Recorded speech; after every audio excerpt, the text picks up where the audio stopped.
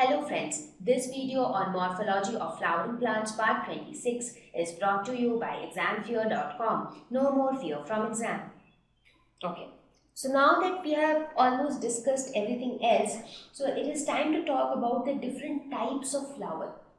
Now, depending upon all these parts which we have discussed so far, petals, sepals, carpels, stamens, based upon all these parts, based upon the way all these parts are arranged, there are many different types of flowers which are seen.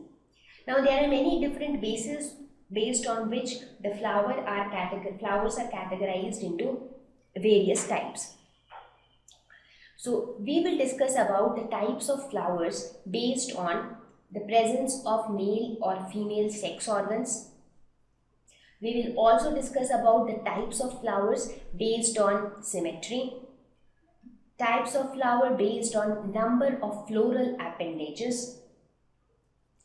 We'll also talk about the variety of flowers based on position of calyx, corolla and androecium with respect to the ovary on thalamus. So these are some of the bases which we will talk about. I mean, how many types of flower are there based on symmetry? How many types of flower are there based on the number of floral appendages? So we will talk about each of these topics in detail. So let us start with flower types based on presence of male or female sex organs. Now broadly, flowers are classified into two types, unisexual and bisexual. So unisexual, the word uni itself means one. So that means either stamen or carpel is present. So either male sex organ will be present or the female sex organ will be present. So that type of flower, that means a flower, inside that flower, both stamen and carpel will not be present. Either stamen or carpel will be there. So that is called unisexual flower. Now the flowers, examples of such flowers are papaya, melon, corn. These are examples of unisexual flowers. Now flowers where only stamen is present, they are known as staminate flowers. Similarly, the flowers where only carpel is present. Now there is another name for carpel, that is called pistil. Carpel is also known as pistil. So the flowers where only carpel is present, they are called pistillate flowers. Right? Okay. So these are some of the examples of unisexual flowers where only one sex organ is present, either male or female.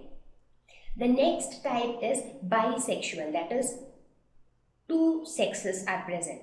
That means both stamen and carpel are present in such flowers. So examples of such flowers would be rose, lily, sweet pea. So here you can see both the things being present. So if you want, you can actually look at a rose and you'll actually be able to see both the stamens as well as the carpels.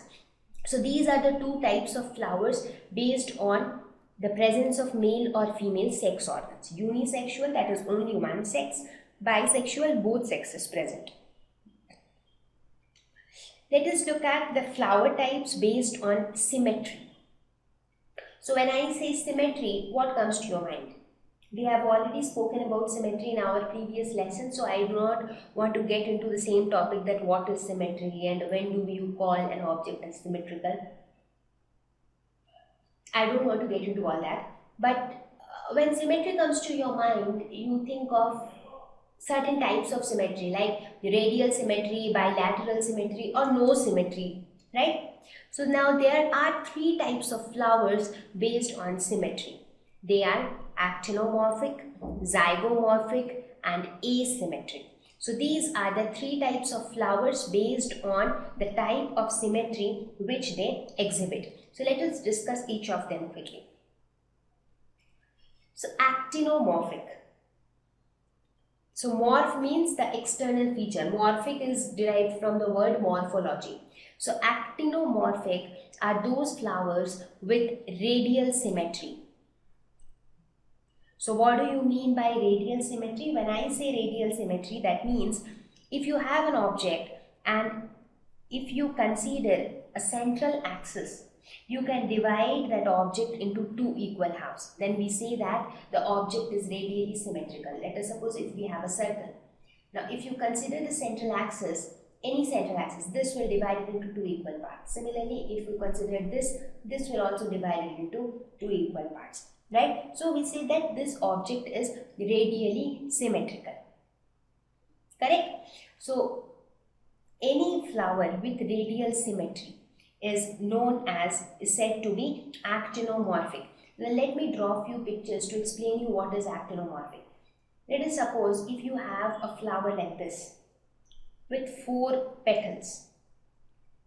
So what happens in this case? If you actually take this axis, so it is divided into two equal parts, right? If you take this axis, it is again divided into two equal parts. If you take this axis, again divided into two equal parts, right? So we can say that this flower is actinomorphic, correct? Okay. So examples of such flowers would be mustard and chili. So here you can see the picture of a mustard flower as well as the picture of a chili flower. So all these are radially symmetrical. The next type is zygomorphic. So any flower with bilateral symmetry. Bilateral symmetry means if you take an axis, you can divide it into right and left halves. For example, the human body is zygomorphic. The human body exhibits bilateral symmetry. So if you take an axis like this, let us suppose if this is the human body. So if you divide it along this axis, you get one right half and one second half and one left half. So we can say that it has bilateral symmetry. So these kind of plants are called, these kind of flowers are called zygomorphic. Example would be a pea flower or a bean flower. So this is the side view of a pea flower, this is the front view. So from front it will look somewhat like this. So if you actually consider an axis like this, you actually get two equivalent right and left halves. So that which proves that it has a bilateral symmetry. Right? So this is zygomorphic. So actinomorphic is radial symmetry, zygomorphic is bilateral symmetry. And what is the third type? That is asymmetric. That means a flower without any symmetry. That means no fixed shape, maybe any arbitrary shape with no symmetry. Example is canna. So here you can see this canna is a flower where you actually don't see any kind of symmetry, neither radially symmetrical nor bilaterally symmetrical. So, however, asymmetric flowers are quite rare. Now, if you look at the flowers in your garden, be it a sunflower or a rose or a hibiscus, they all will have some kind of symmetry. Most of them are radially symmetrical. Many of them are even bilaterally symmetrical. But asymmetric flowers are really rare because generally flowers do have a specific orientation, they do have a specific shape. So these are the three types of flowers: actinomorphic, zygomorphic and asymmetric, based upon symmetry. Thank you. Please visit www.examfear.com to watch more videos, attempt free online test, get free study material, find tutors and mentors. Thank you once again.